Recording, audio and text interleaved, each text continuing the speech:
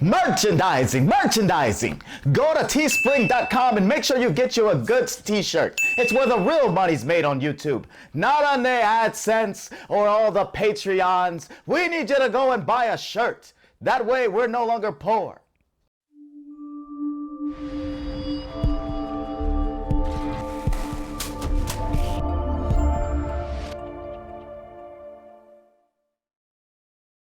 Hey guys, welcome to the show. I'm Manny. I'm Terrence. And here are the goods. So something that I've been trending a lot, I've been seeing it trending a lot, Okay. And that's release the Ayer cut. Why? Okay, David Ayer, now we talked about this briefly when we were talking about the Snyder cut. Right, that everybody and their cut, mother was going to come out and want their version of their movie to the release. Trevorrow cut of episode 9 Yes. and the Trank cut of Fantastic Four. Fantastic Four, and Forsick and all that, right? Yeah. And it was bound to happen with David Ayer. We talked about it briefly in a previous podcast, but I'm seeing it over and over again, and it is actually starting to pick up freaking traction. Yes, because it's a DC film. Yes, and but if BVS, I'm sorry, I keep saying BVS, if Justice League does well, we're going to see the Ayer cut. Okay, so right now, no MCU. Black Widow got pushed back. Right. There's been no MCU as far as this year, right? Right. So, perfect opportunity for DC to steal all the light, because right now the headlines has been all DC for 2020. Let's just call it for what it is. Right, because thank COVID for that, but that's the reality. Yeah, of because DC right now is okay with releasing stuff straight to video on demand, or like streaming services. They're okay with doing that. So the fact that Disney are like, we spend too much money on these films, these things got to come out in theaters. They can't do anything. They are literally they're held up, and even their own streaming stuff can't come out because of all the timelines and canon stuff that they have to. It all meshes together. So if a movie gets held up, everything gets held up. So DC, their loose perfect opportunity. Their loose cinematic universe is basically anything at this point. So they could just push it out as long as they don't care about having it go to the theater. So yeah. Okay, so throw it out. Suicide Squad had that. We talked about it briefly as far as the way the movie was and how the tones were different, because you had Ayer's version and then you had basically studio executive version, and then the finished product was like really suspect. You know, right? You don't hate Suicide Squad to a certain degree, but you know the biggest plot hole really being that Joker was the main villain, not Enchantress, and that you had a hell of a lot more screen time for Jared Leto. To where you're actually he really the villain, or did he just have a backstory for Harley Quinn? Supposedly he was the Suicide Squad were formed to stop the Joker. Okay. Which, if that's the case, and the Ayer cut is going to show this, that was a stupid decision on them to change absolutely, it to the I agree 110%. And I just thought he was just backstory for Harley Quinn, and it was just, that's why I saw it like, okay, it didn't really make sense to give her all that backstory, and everybody else got like a snippet of a backstory. So I could see why they cut it, but if it was like to make him the villain, then that was a stupid decision on their part. Absolutely, and it would also have highlighted, because it would have also highlighted Jared Leto's take to a hell of a lot higher level than what we got. Okay. You know, you got to remember, nobody has played the Joker since Heath, so you had 8 years or whatever it was until we saw the Joker on screen again. So we wanted to see a lot. You know, we wanted to see a lot of what he can do. Right. And when you had the test footage when they showed it at the Comic-Con and he came out, everybody clapped. Right. Everybody was all into what Leto was going to do. Then you had all of the stories of the dead rat, and him sending Will Smith dead rat, and him all this other stuff, and a lot of the cast members saying we've never met Jared Leto. Like all they met was a Joker. Exactly. So yeah, you want to see that, and you said that the Ayer cut would just be the Joker cut. It would just be the Joker cut. But so here it is. One, I don't believe that.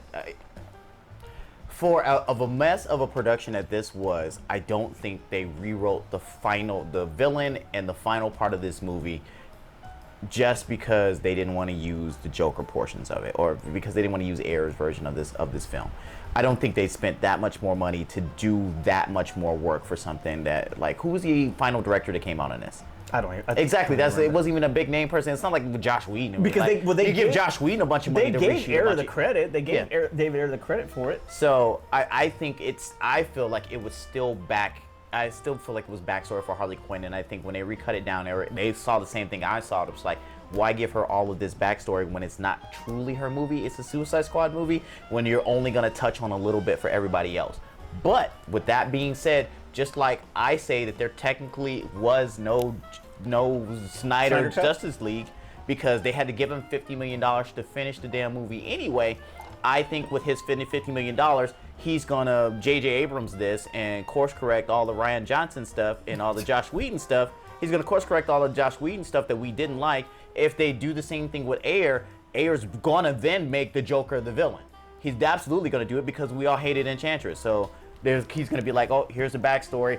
But if you do that, he starts off as just her, like, here's how she switches over to her fighting him. That's why I feel like he couldn't have been the villain. Or they combine forces. They combine forces? Yeah, they combine forces. Maybe, but then that really throws off how that movie went, how that movie played off. Unless he's got the finished product, okay, then do your editing and figure it out. Like if you don't, why are you gonna pay? You're gonna pay Margot Robbie to come. You're gonna pay Will Smith. I mean, you're gonna pay these guys to come back and reshoot. They need a couple more woos and some ha-ha-has. Jazz. So you don't. So you don't know, man. I mean, you just don't want to go and think that Warner Brothers is going to put the time and effort because they're already doing it for Snyder. I don't think that Warner Brothers is going to do that for Ayers and bring these high-profile actors to come back and do this. Not saying that Ben Affleck and everybody else, that they're not high-profile, but you look at the cast of Justice League compared to the cast of Suicide Squad. Yeah, I mean, a majority of those people are really big actors. I mean, if you think Margot Robbie and Will Smith, I think everybody else isn't that big as they were. I mean, Jared Leto, his star is diminished a little bit because of the whole. He's still Joker an Academy thing. Award winner. Yes. You can't. For best thing when you win an can't. Academy Award, you can charge like this obscene amount because you're an Academy Award winner. But the key thing about this is if Justice League does well, they will definitely do it. Especially if they get that hashtag trending. Like you said, I'm sick of it. I'm sick of talking about it. I'm sick of seeing it. That's why I needed to talk about it. Get this off me. If Justice League does well, then you're gonna be like, hey, Ayers, hold on, how much you need? HBO Max needs some content. Well, I think that's the factor there, and that is the HBO Max. They're rolling this thing out. They're gonna want content. Now the bigger gamble, I guess, is. Actually, the cushion is that it is streaming, not theatrical. Yeah, they don't have to. So the marketing of it is not going to be as much. They're just using it to pick up subscribers, man. Yeah. So I think that if you're going to do it, $50 million to Ayer. Go ahead and write it where the Joker's a villain. Kill him, so that way we can get rid of Jared Leto in the whole thing as a character anyway, and make room for however else we want to play out the universe. But I mean, they didn't because he frees Harley Quinn at the end. So that's what I say. It doesn't even make sense to make. Well, that ending doesn't even happen. That's completely different. Give Ayers $50 million. Look, you gave Snyder $50 million on a movie that he really didn't finish. When he was just pumping the fact that there's a Snyder cut. Yeah, well, yeah, there's cyborg scenes. But with the exception of Will Smith and Margot Robbie, I mean, those two are going to be really hard to get, especially since Margot Robbie's now going to play. Yeah, she's going to play because the iteration of Harley Quinn and Birds of Prey is completely different. I mean, yeah, because it's after the fact of her love interest thing. So now she's got to go back to that, to the original, the original psyche of Harley it's Quinn. Going to be a complete. For them to do this one would be to make it a completely different movie, and they would literally have to give him a budget to make another movie and bring them on. And they And who knows if Will Smith is going to even have freaking time, with all the entanglements. All right, anyway. Did we even talk about it? Yeah, we did. So speaking of, you were talking about the challenges as far as streaming goes. Tenet might be going this route, or is it not? Recently, Tenet was taken off. If Black Widow ain't coming out on video demand, if New Mutants can't come out on streaming, then they ain't putting Tenet. You know how much money's wrapped up in Tenet? But I'm just saying, okay, so Tenet is now delayed again. Right. First, it was coming out in July, then late July, then August. Right. Now they've delayed it indefinitely. Summer of 2021.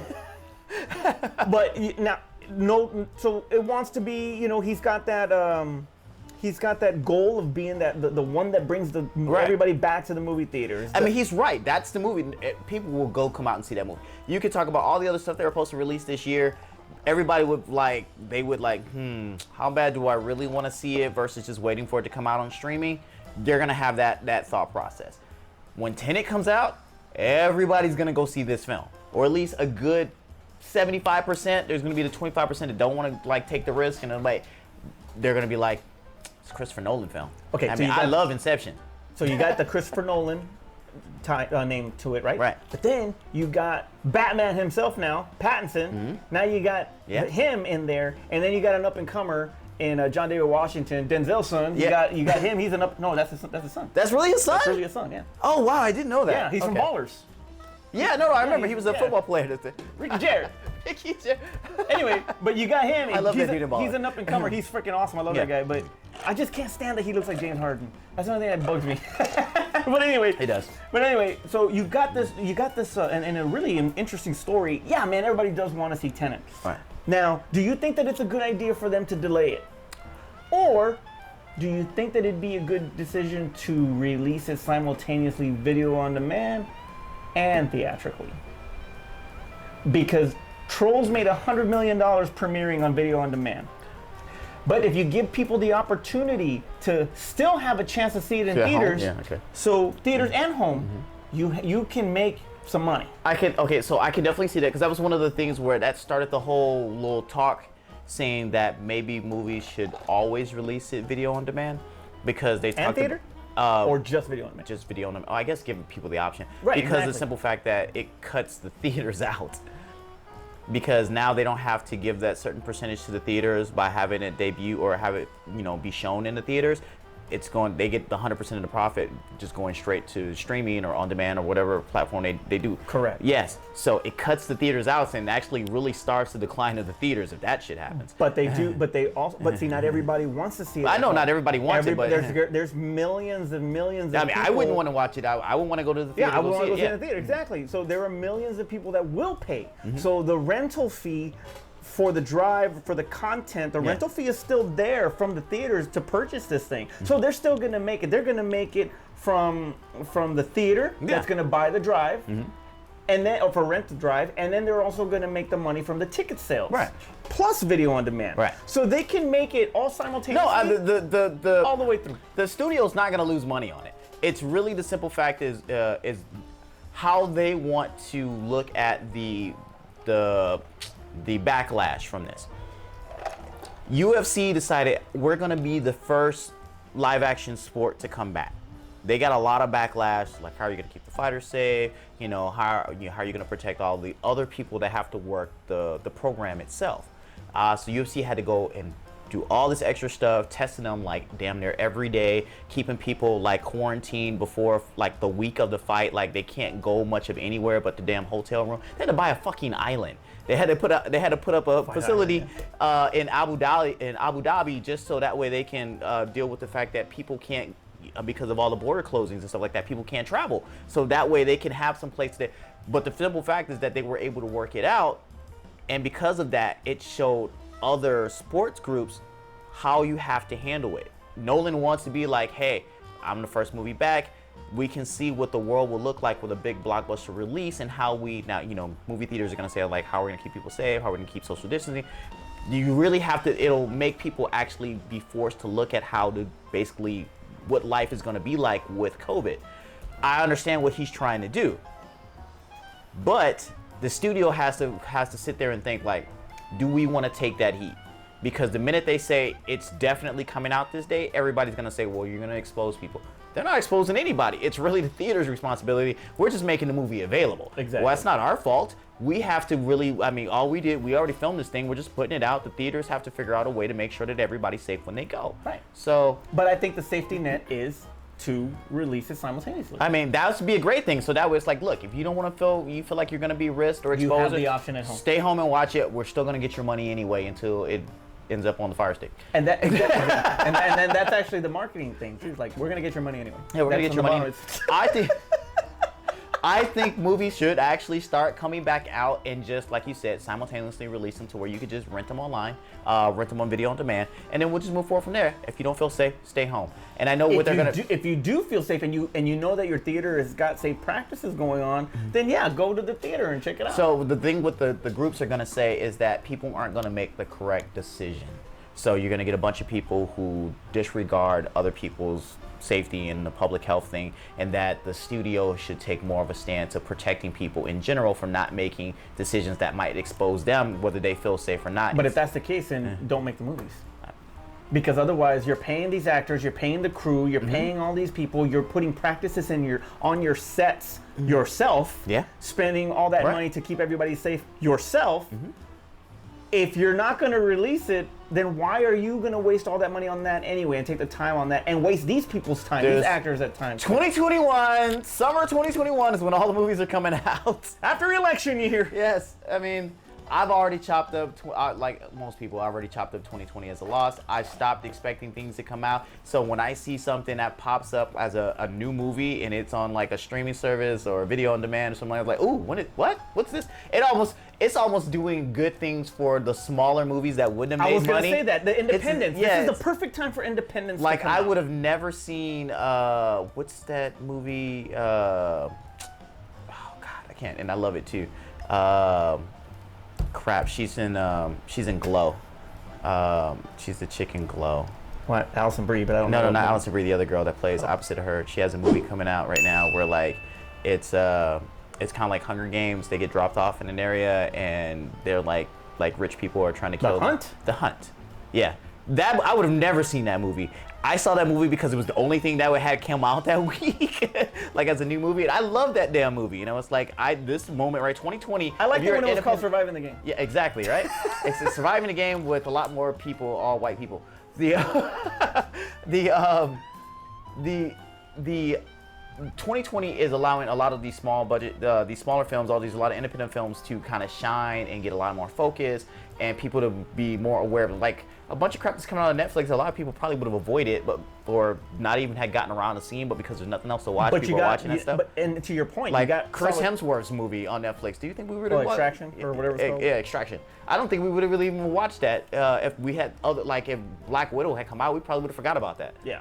And then you got like The King of Staten Island. Yeah, exactly. You would have been able to, it's done well. So, right. I mean, I don't think that it would have gotten that had it been released with a big title. Right. Because you had Mulan, It would have been like a year before people was like, oh yeah, I've never saw King of Staten Island. That's right, that is on there. Which also Disney has not, that I saw. Oh, you know what? I think they did. I think they pushed Mulan back too. Yeah, they pushed Mulan because Tenet said no, and Mulan said, all right, well, Tenet's out, we're out too. Yeah, Unhinged, Russell Crowe. Let's watch that one. All exactly. Right. See, the smaller films that are getting all the buzz now because we ain't got nothing else to watch.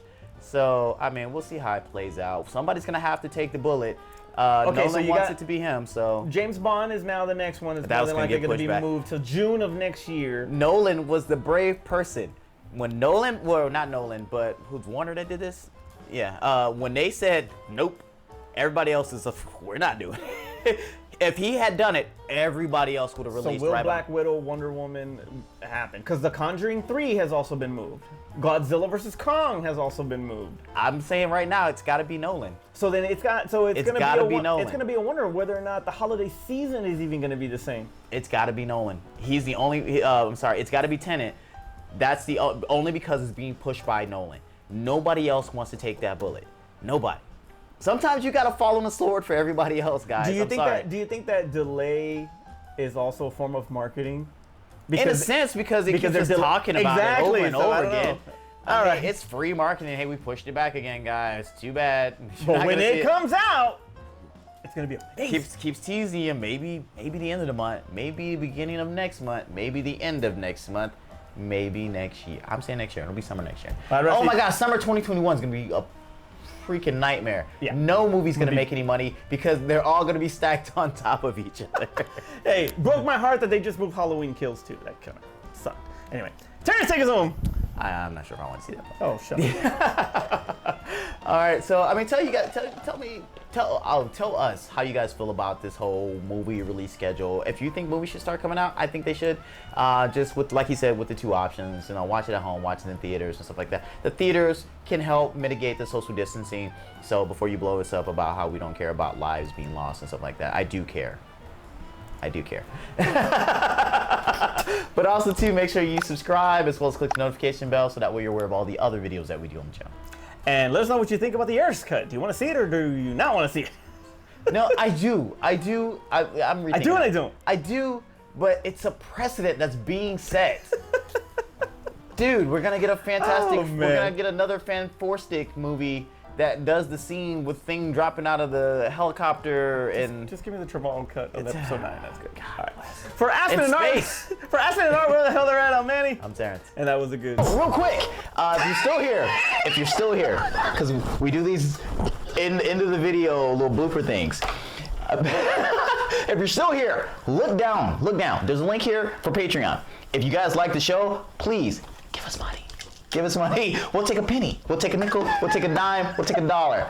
We have some stuff on there that we're giving away on Patreon if you do contribute, because trust me, we need help. We need help. We want to buy new equipment, and we need an editor. Somebody who doesn't have to stay up in the middle of the night. Or they don't have to stay up in the middle, but I won't have to do it. So please, down, patreon.com/